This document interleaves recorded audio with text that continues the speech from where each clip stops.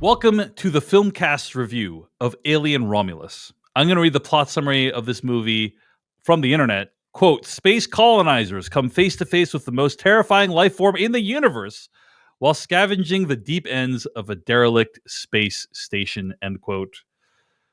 This is obviously the most recent entry in the Alien franchise. What do you guys think of the Alien movies? We're all fans here, right? Big fans, but first two are good. Yeah, we're all just kind of trying to hold on to the franchise. I think we hold on to the things we love. I think that it really feels like people are remembering this series more fondly.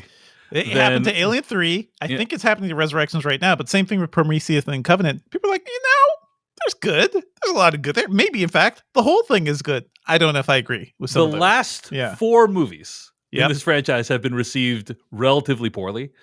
And so I don't understand what people's expectations are for this franchise. Honestly, like I'm just, when I go to see an Alien movie, I'm just looking for a good time. Like, hey, does this movie make me think? Does it make me scared?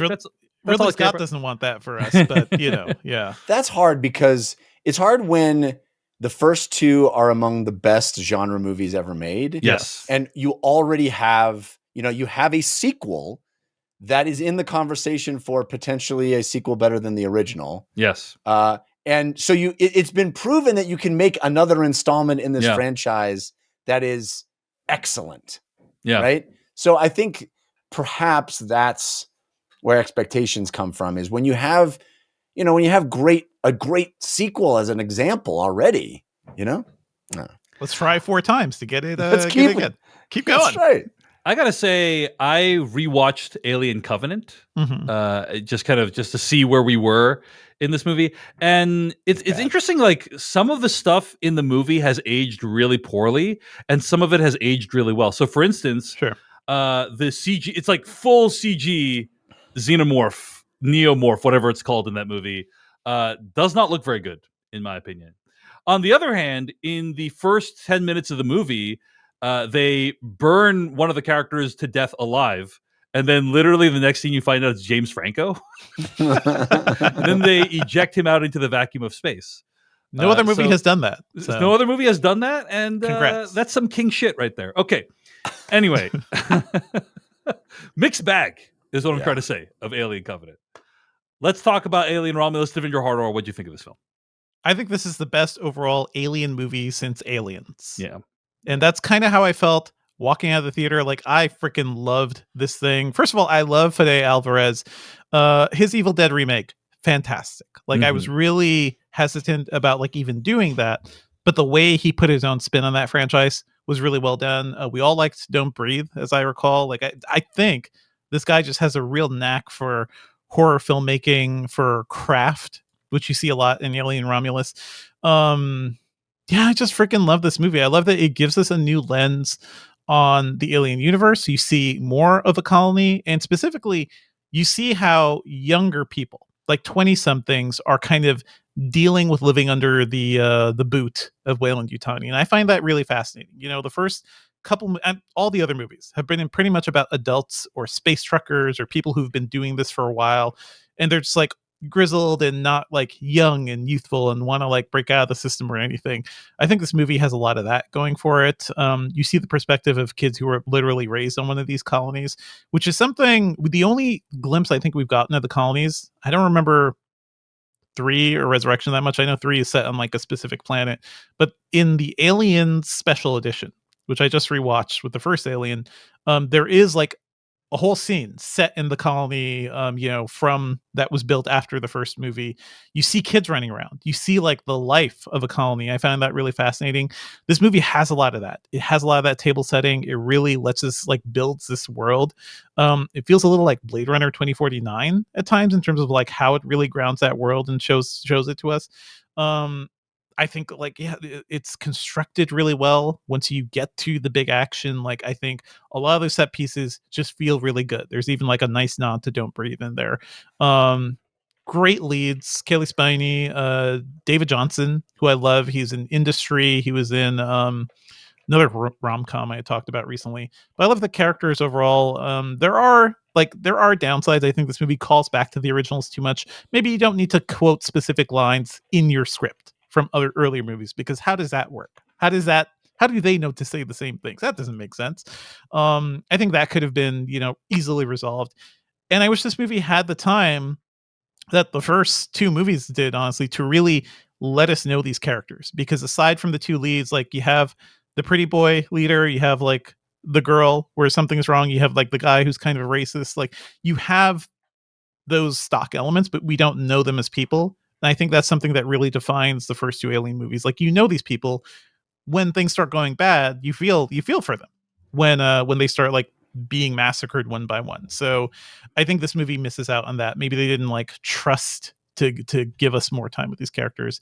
And there are specific things we'll talk about in spoilers, which I think this movie does, that I can instantly see how it could bother a lot of people. And we can have that conversation, but I don't think this ruined the movie for me. I think overall, like, this is lean, effective, thrilling, great filmmaking, great action. Also, Fede Álvarez just has like a good eye. Like, I love the way he stages shots. This movie opens with this beautiful shot of just space, looks like empty space, and you slowly see something becomes visible as light shines on it. He just has a good eye. He has a good eye for craft. And I like pretty much everybody involved. I know there were ways it could be better, but this feels so much more fulfilling to me than something like Prometheus or Covenant. But at the same time, yeah, there is something also kind of cool about Ridley Scott taking the franchise and just having his own way with it, like going down different philosophical angle. Like, there are cool things about those movies. There's cool things about Alien 3 and even Resurrections. But as an overall package, like, this is the Aliens movie I've been waiting decades for, honestly. All right. A pretty strong endorsement of Alien Romulus from Devindra Hardwar. Jeff Kanata, your thoughts on Alien Romulus? Well, Dave, I guess you could say my thoughts on Alien Romulus are best summed up in the form of a limerick. All right, let's hear it, Jeff. For too long, I could not embrace this franchise of terror in space where no one hears screams. This sequel redeems so much, I'll let it hug my face. Wow. Wow. Well played. Nicely done, Jeff. I completely agree with Devindra. Not only is this the best movie since Aliens, best Aliens movie since Aliens, I think it is a legitimately great Alien movie. Mm-hmm. It is excellent. I thoroughly loved it. And I'm going to underscore a number of the things that Devindra talked about. I too love the people that we're with in this movie. The Alien franchise has always been the sort of blue collar sci-fi franchise. And obviously Prometheus and Covenant got way far away from that, but I like they were technically blue collar in Prometheus, at least some of them, I guess. Idris Elba was a trucker guy. That's true. He was the pilot. In Covenant, I don't know if you saw, Danny McBride wore a cowboy hat, Jeff. You're right. Love Danny McBride. It's also dealing with the giant company heads, a lot of whatever. Doesn't matter. I'm not going to relitigate those movies. I like the fact that this movie is in that wheelhouse and understands sort of the Alien franchise to that degree. And we wonderfully get, I think, specifically in the first 20 minutes of this movie, the Scooby Gang. We get like this wonderful haunted house movie of like, there's an abandoned house down at the end of the corner. Ooh, let's go check it out. And it really nails that just sort of fundamental horror or tension filled idea of venturing into a place you're not supposed to be. And, can we stay a little bit longer? And the wonderful ticking clock that's set up. It's. I saw this piece on Slash Film that pointed this out, that this movie is essentially Don't Breathe on a spaceship. Yes. Yeah. A bunch of young kids facing economic hardship. Right. And there's some prize they're trying to get at inside this house, but inside there's a monster who, by the way, can't see. Right. And so they need to be extremely quiet. And so it's cool that they got the guy that did that so well to do this so well, because I agree with Devindra. This is really wonderfully directed, not just visually, the tension, this beautiful, very technical elevation of tension, and the set pieces are great. The ideas of this movie. There are so many cool notions that playing on things, established ideas, established tropes of the Alien franchise that it plays with in new ways and thinks about in new ways. And I went, oh yes, nobody's ever done that with that before. And what a cool twist on something we know and has been used to great effect before, but never like this. And not just one time, like over and over again, there are these cool ideas and notions, and that's always fun to see in great sci-fi. And I think the last half hour of this movie, I didn't breathe. I was like, this is an edge of your seat thrill ride. Fede says mission accomplished. that keeps ramping up as it goes. And that's really my biggest endorsement for this movie. Is it's just a edge of your seat great time in the cinema. I had the good fortune of seeing this in IMAX. I highly recommend folks see it in IMAX if you can. It was the full aspect ratio in my, admittedly Limax theater, but still really cool to see it in that format, see it in that size, see it fill that whole frame. Great sound, just great tension, wonderful performances. I honestly, there are 2 words in this movie that prevent it from being a perfect movie. And Devindra kind of referenced them. We can talk about them specifically. In maybe other spoilers. words, but yeah. At least 2 words. At least words. Yeah. If it wasn't for, if you could just do a little snip, quick little edit out 2 words in this movie, I would have a hard time finding any other flaw with it. I just had such a great time. Yeah. Guys, it's a relief. It's a relief that we all feel the same way about a movie. I mean, it's been a while. It's been a long time. That's a sentiment I haven't heard shared. It's been 40 years, like the Aliens franchise. Yeah. Between Borderlands, Trap, it's been a rough, bumpy few weeks on the podcast, but for once we all agree, yes, this movie is awesome. I had such a great time with this film. Watching it in IMAX was incredible because of the sound. Incredible sound design. It is one of the best looking movies of the year. The combination of practical and visual effects I thought was seamless. You just really feel like you're in this place. It's transporting you to this place that you don't recognize as Earth, really. And it's just like, oh, you totally buy it. You totally buy that you're in this location. I love the sort of 80s tech that it's still using. Because it's very similar. The movie takes place between Alien and Aliens. And so it's the same tech as Alien, right? It doesn't try to be more advanced or anything like that. It doesn't modernize it. In terms of the characters we follow in this movie, could they have used a little bit more character development? Probably. But I think the movie did give you enough to root for these characters. So I didn't really have an issue with that.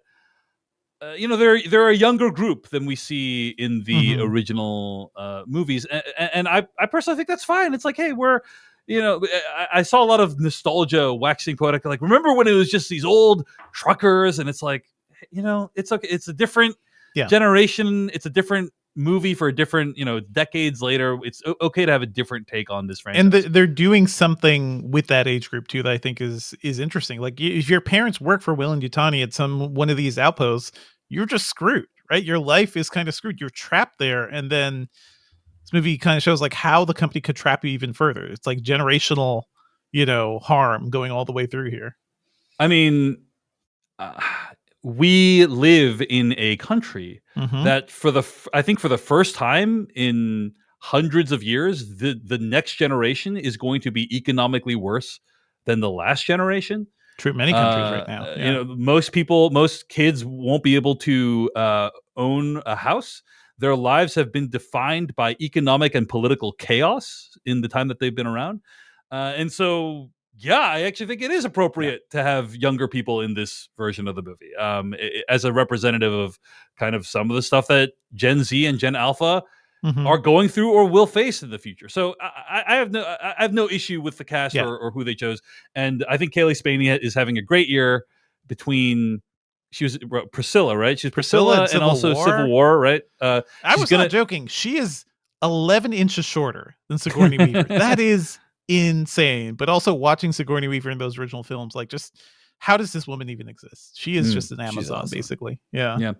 We're talking about the Gen Z stuff. I mean, the movie's also literally explicitly about like AI's coming to destroy us all. Alien's been on since the beginning. That's been true for the last few movies, but it's certainly definitely a big part of this one as well. I think putting it with that generation is more of a absolutely more poignant or more resonant. You know, the idea of also like algorithms kind of deciding who lives and who dies, and that kind of thing is really potent as well. So I had a blast watching this movie. I think the only other thing I'll say, I'll give two other shout outs, and then we have much to discuss in spoilers. One thing Fede Álvarez really gets is how do we get people from point A to point B? Like moving characters from point A to point B, there can be a lot of tension and drama in that. And like, he continually comes up with these setups of like, okay, they need to get from point A to point B, but they can't make any noise, or they need to get from point A to point B, but it's vertical, or, you know, like whatever. And he'll keep coming up with these scenarios, and it's like nonstop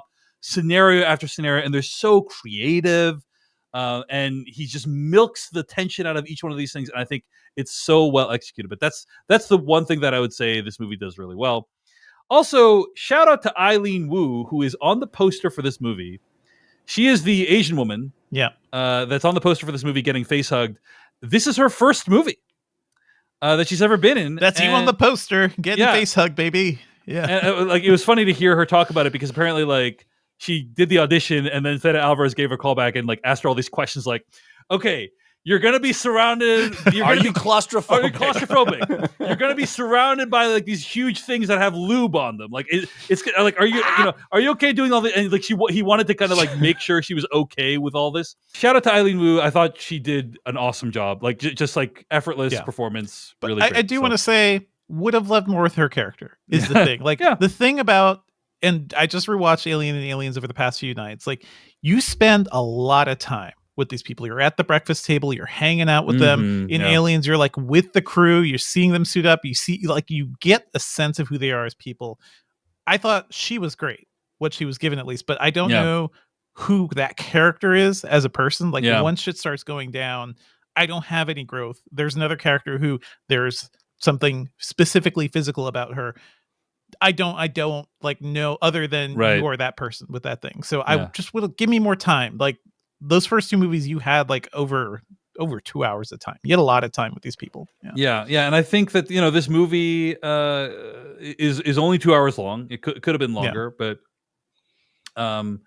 I guess the original Alien was also only 2 hours. Yeah, it was only 2 hours. It's just like where you use the time. I do feel the actual setup of this movie, it does take its time. Like it doesn't get straight into the action. So I do appreciate that they at least had some patience there. And I love like just like it's a very well made sci-fi movie. Like there's a bunch of different sci-fi concepts like artificial gravity, and you know this planet has these rings around it, and they just expect you to understand it, and we're just going to trust you to understand all this stuff, and you do, and I think it's really well done. All right, much more to discuss. Let's get into it. Spoilers starting right now. All right, we're in spoilers for Alien Romulus. I need to start the spoiler section by reading from a Los Angeles Times article entitled "The Makers of Alien Romulus Defend Their AI Resurrected Ian Holm."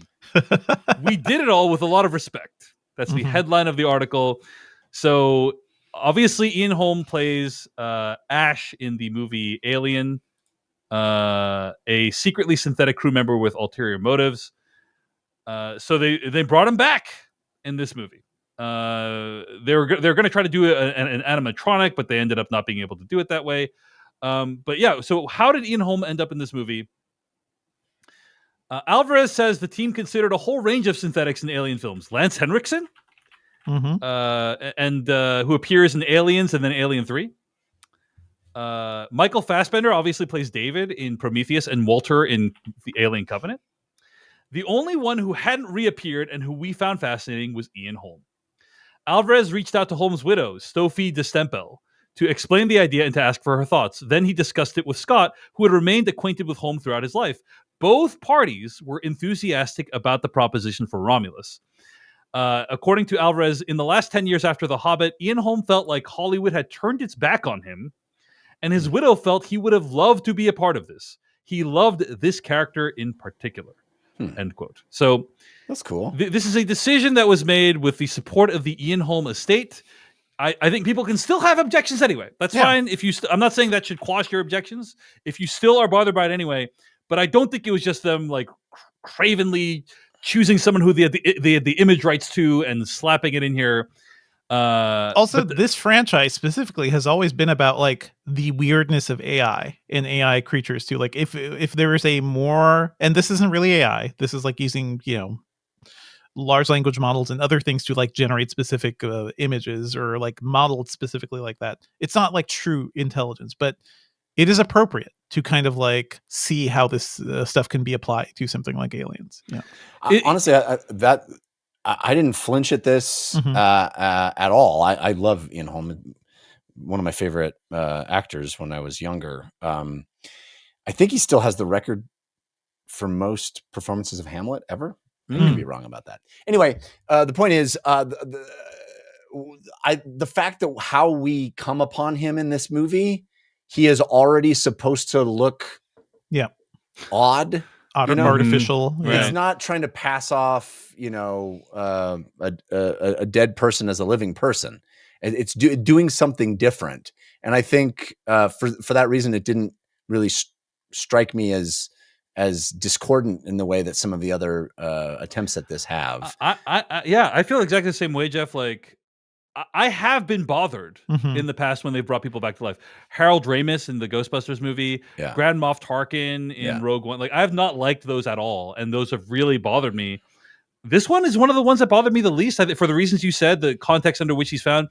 He is supposed to be a robot. It's the fact that the CG to reanimate him doesn't quite look quite right is actually mildly acceptable because it's like a benefit almost. Because it kind of makes that character a little odd in this movie. I want to be clear, this is not Ash, by the way. This is a different character, but the same model.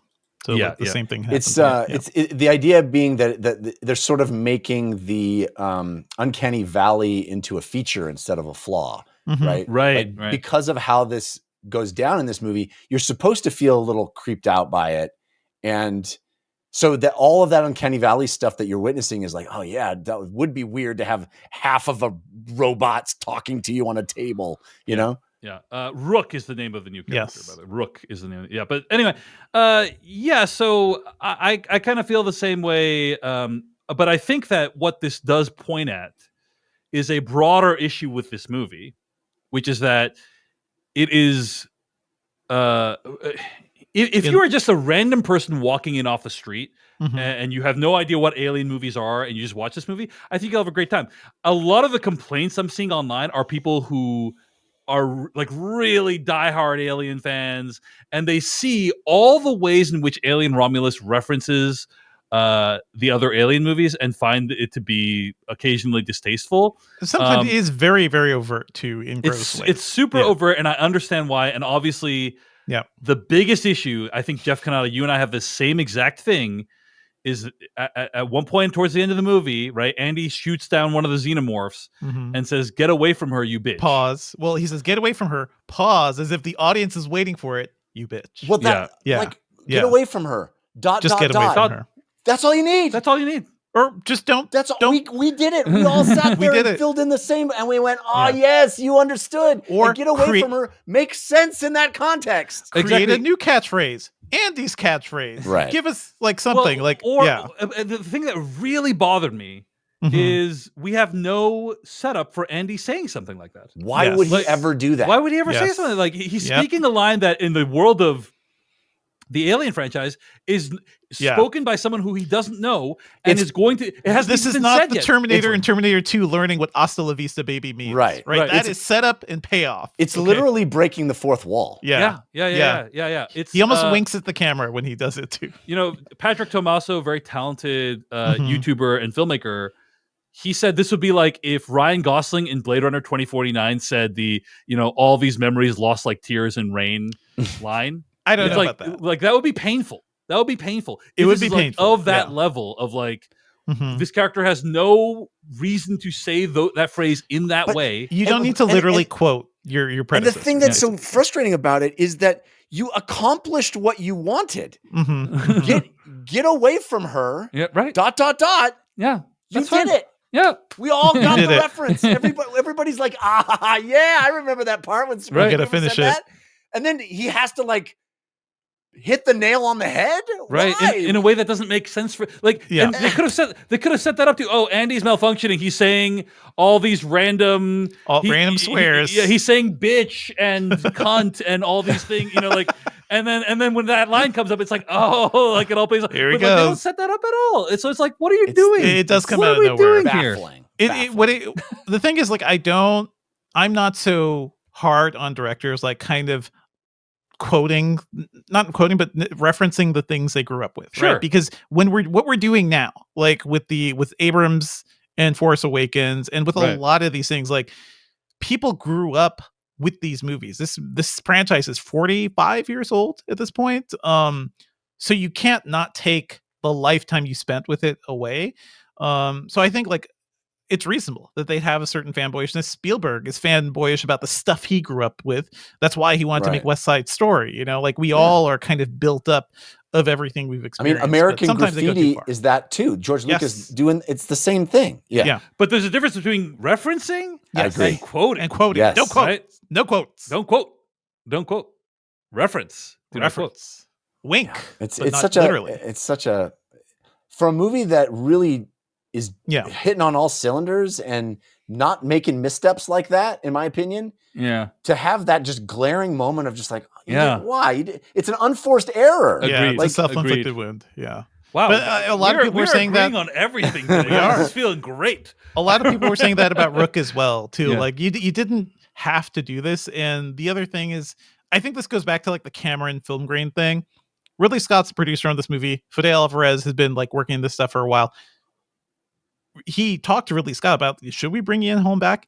Ridley Scott is not aware of the discourse around AI creatures, right? Ridley Scott does not give a fuck, just like James Cameron doesn't care about your feelings about film grain. Ridley Scott's like, I knew Ian Holm personally. I know he would love to be in this. Therefore, he is in this. And that's kind of all that matters. Like, they don't care about they're not on film Twitter. So but that's why this stuff happens. I'm going to put this out there too, though. The discourse on film Twitter does not matter at all in terms of the box office. This movie did very well this weekend. Like, I think most people, like 95+% of people, don't give a shit about any of this stuff. So, like,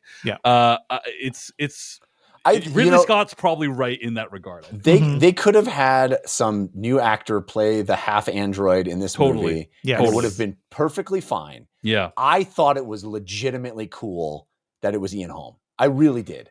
In that moment, I was like, that's a cool callback. Because if you're walking off the street, you've never seen an Alien movie, you don't know that that's an actor from another. It plays both ways, and it's fine. And I honestly thought it was cool. When he popped up, I was like, oh, wow. I really did think it was a neat thing. So for me, it was a positive. It really was. This movie also works as, like you're saying, Jeff, like you come off the street, maybe you've not seen these Alien movies before. I don't think Prometheus or Alien Covenant were exactly the welcoming, films into this franchise, because they're totally different things. It's Ridley Scott just kind of like messing with stuff that he likes. He likes the AI side of things. He made Alien movies because he knew he could get that, finance. He could get hundreds of millions of dollars to make something if he made it an Alien sequel. This is just like a pure Alien movie and does a good job of introducing people to the face huggers and everything in the biology. Like, this is an entry point into the franchise, and then people can go back and watch the originals if they want to. So I think it's successful in that regard too. Yeah. I'd love to bring up some of my favorite moments of this movie because I think there's a lot, all of the gravity, anti-gravity stuff is just great. And the sequence where she realizes she can anti-grav the blood into the air and then move through it. Like, what an awesome, so cool, awesome, just a pure idea moment of like, yes, no one's done that with the blood, and it's such a cool. And then the blood's always been a problem, but like, how do you use it differently? Yeah. Yes. So rad. In Aliens, they couldn't use bullets because they were near like a nuclear reactor or something. So like there were limits imposed before, but this is totally different. Yeah. I think it's interesting, by the way, that I read about this a little bit. Like, they introduce aim assist, like auto aim, baby. Which, if you think about it for even half a second, doesn't make any damn sense. Whatever. So the idea is, for those who haven't seen the movie, right? They give the Kaylee Spaney character Rain a weapon that has the ability to auto-target anything you're aiming at. And I think the reason they did that is because they're like, there's gonna be a scene where she kills like 18 of these things. Yeah.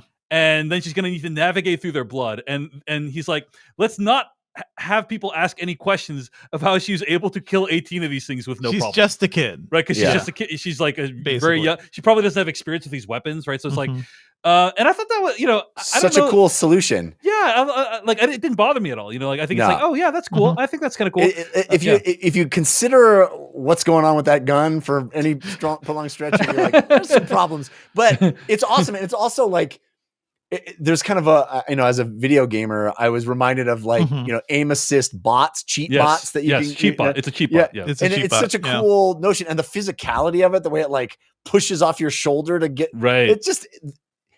It's an example of something that I think has been proven over and over and over again.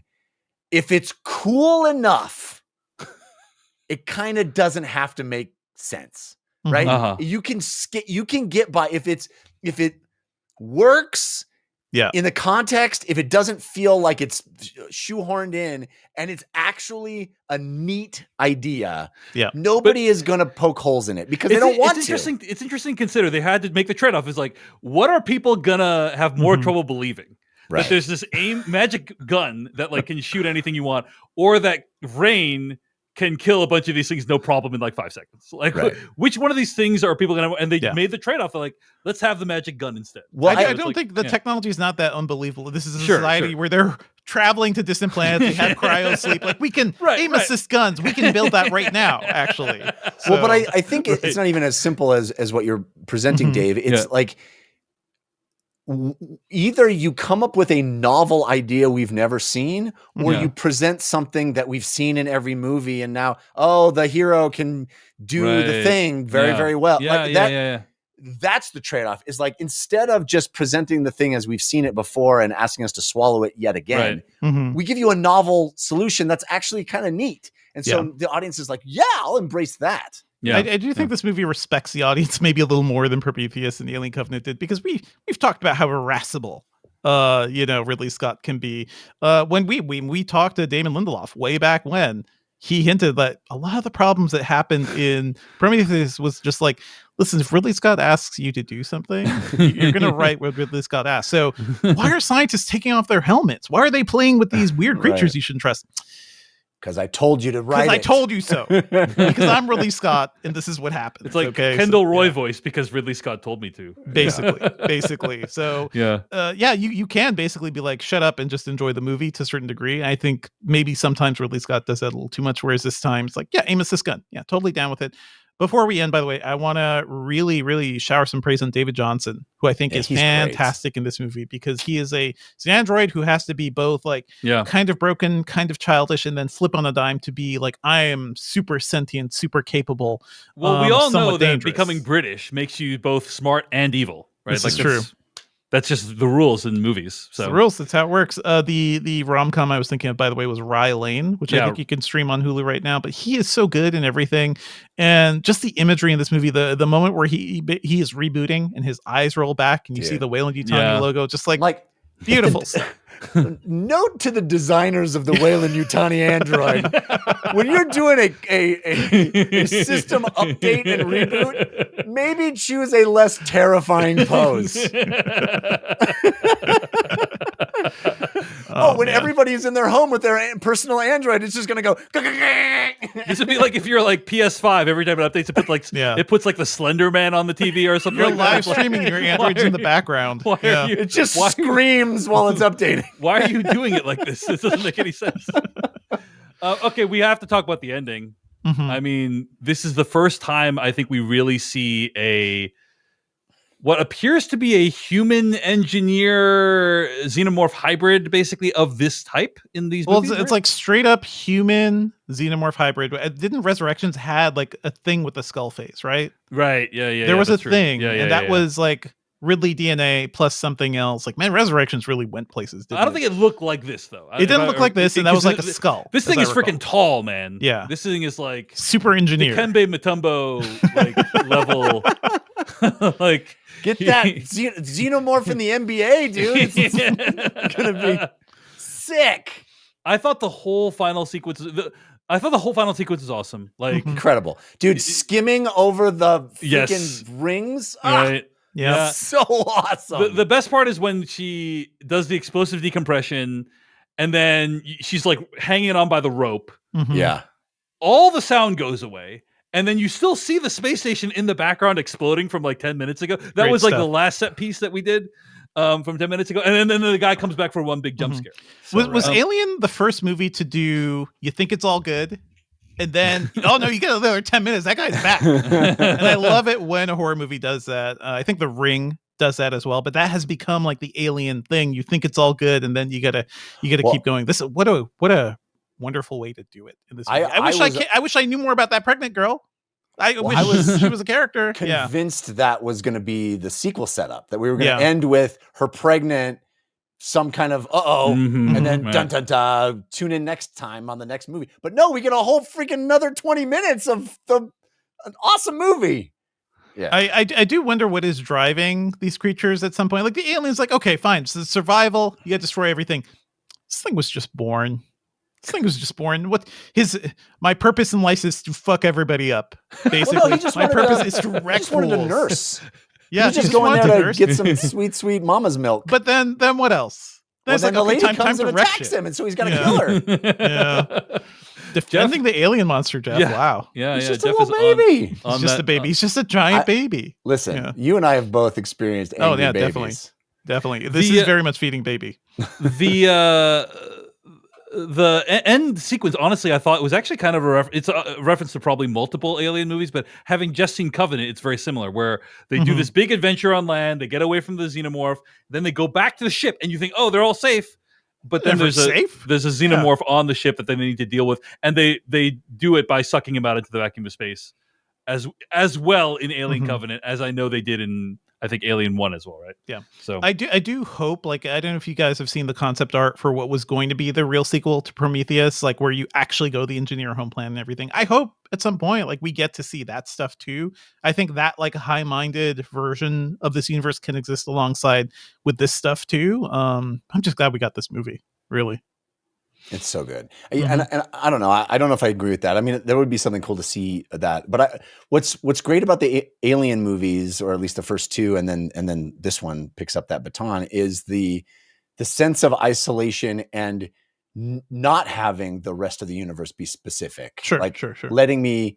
You're just in this little pocket of culture, and you don't. You can leave to your imagination what this future universe is like. Yeah. Defining it, I found to be kind of disappointing. I'm not saying you have to explain everything, but they introduced a lot of ideas in Prometheus. I'm like, you can follow up with some of those, but there was a good Twitter thread recently about how, like, the scariest thing about the first Alien is in fact the like dead alien corpse. Just like, what's up with that? What's he doing? You're talking about the space jockey. The space jockey. Why is he here? What's happening? And the movie never answers that. It's just like a thing. It's like the first thing you see too, before the face huggers and everything. It's the first like really wild thing. And that sort of cosmic horror is something I'd love to see more movies lead into. This movie almost gets there. I think the offspring, the giant offspring, is kind of there. But again, give me wild imagery that doesn't need to be explained, but will like live in my heart forever. I just can't believe you've never seen a movie skim the surface of rings of the planet. I feel like that's listen, So Wally. rad. Wally. I guess the Wally surface of kind of rings, did that. okay. Yeah. Those What were a other- lot less other deadly movies than these ones. These were giant ice rings, and Wally's was like little So pebbles. Yeah. I think that Prometheus and Covenant do have like really interesting ideas. They take big swings. First of all, gotta give a shout out to the android David, who is one of the greatest haters of all time. I mean, this guy is like, not only am I going to kill my creators, I'm going to kill the people who created my creators. Like that is his whole deal. He in Alien Covenant, he goes to an engineer planet and releases this black goo and is like, F you all. You're all like, I'm the captain now. I'm the captain now, right? Yeah. But the mythology of these movies, in my opinion, I know people will really disagree with this, but it has become, in my opinion, really up its own ass. And what I mean by that is, ask someone to describe to you what the timeline of these movies is, and I think Sure. they will sound like they are taking crazy pills. I mean, Resurrection, just describing any element of Resurrection is pure insanity. It's like clone of a clone. Like, right. yeah. And like Alien, like David is making the perfect xenomorph, but like in Prometheus, we already had on the wall, there was already a xenomorph there. So like, is David making stuff in parallel? You know, and just he's making like a more deadly version of it, but it's very, very complicated, and I think actually not that many people fully understand it. Like some people do, and if you're one of them, great. Sure. But it is so complex and intricate, and it's nice that in the middle of all that, here's a movie that literally anyone can enjoy. You know, that's kind of how I feel about Alien Romulus. And can build its own mythology that you don't have to see like all the other sequels for. You don't have to see 6 other movies for. But hopefully this will encourage people to go back and watch the originals. Alien is still such a perfect thing, but man, Aliens, I don't think I ever saw the special edition before. And I was just watching that and like, the extended version, right? The extended version's 2.5 hours long. Yeah. So rad. Man, that movie rips. Yeah. Just like Cameron knows what he's doing, and you're not waiting for things to happen as much as you are in Alien. So yeah, that's a perfect. We used to watch that movie on VHS all the time. Yeah, in high school. Ugh. The extra scenes in the special edition are kind of mind blowing because like there's just stuff that happened I didn't actually realize this. I guess I just never saw this full version before, but it's kind of amazing. There's full scenes of Newt, before, like what happens to her parents. There's scenes on the colony. Just amazing stuff. Yeah. The loader fight is one of the great sequences ever put on film. It's just so well done. I mean, Cameron's a master, but it's back to Alien Romulus. There's just a couple of other like quick things I wanted to highlight, like just random observations. I was a little disappointed that the X-ray gun only got used once. I know. Yeah. It seemed like such a cool setup, and it's an awesome payoff, but not enough of a payoff. Right, because you think like, you know what's coming. Yeah. Right, like you think like, that there might be some tense scene where it's like everyone thinks they're okay, but like one of them pass it around. We all pass it around or something. I thought they'd be used, and it was cool, but it was I wish it had been used a little more. Can you cut out the egg sac before it gestates within like something? Yeah. The scene where the facehugger gets into the Eileen Wu character's face, it's like done in one shot, and it's just really, really well done. And then the fact that everything just gets still, and they all have this like philosophical discussion about what we do next. And you're like, it's on her the whole time. Right. Yeah. And then one of my favorite parts is like, so they panic and they like rush onto the ship and they like rip the ship off the dock, and one of my favorite parts of the movie was when they they're panicking and they're escape. By the way, terrible move of them to you're just gonna leave everyone else there. What a stupid plan. Well, they didn't do it on purpose, right? Like it was all part of the like the whole thing. Yeah. But one of my favorite parts was when the ship, like they kind of the character with the facehugger, she hits the gas on the ship, like slings forward, and then like. And the ship kind of like tilts to the side, and then you see inside the space station the lights like go foof, foof, foof, like and it's just like that was such an awesome shot, dude. It doesn't this space station doesn't exist in real life. This is not a real place. They're not actually in space, but shots like that last for less than 3 seconds, I'm gonna say, really help to contribute and make you feel like you're in an actual physical space. So anyway, just wanted to throw a few other shout outs for like, there's artistry here. We didn't talk about the colony stuff, but just like how bleak the colony looked, like how dirty and how messy it was. And like, just that the visceral grittiness of it felt so refreshing after I think Covenant and Prometheus, which felt a little sterile because they weren't as much about physical locations. Yeah, it's so wonderful to see Seattle representation in a colony. I mean, it's a little bit over the top. Seattle in 100 years. Yeah, days of sunlight, 0. It's like, oh, really? 0? You couldn't be like 3 out of it, like 0. That moment where they leave the planet, by the way, and she sees sunlight for the first time. This is a movie that gives her that moment to be like, wow. It's like Trinity in the last Matrix movies. Yeah. You'd be like, this is your first sunshine. Yeah. Do you guys think they're going to make it to Ivaga? I think is this movie's doing so well. I hope they keep going.